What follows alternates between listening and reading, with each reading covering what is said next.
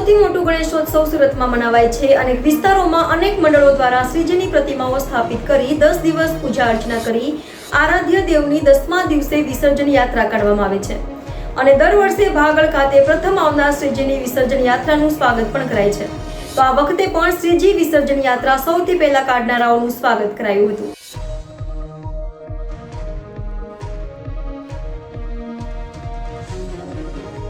સુરતમાં ગણેશોત્સવની ધામધૂમથી અને હર્ષોલ્લાસ સાથે ઉજવણી કરવામાં આવે છે અને દર વર્ષે ભક્તો દ્વારા શ્રીજીની વિસર્જન યાત્રા પણ રંગે ચંડે કાઢવામાં આવે છે.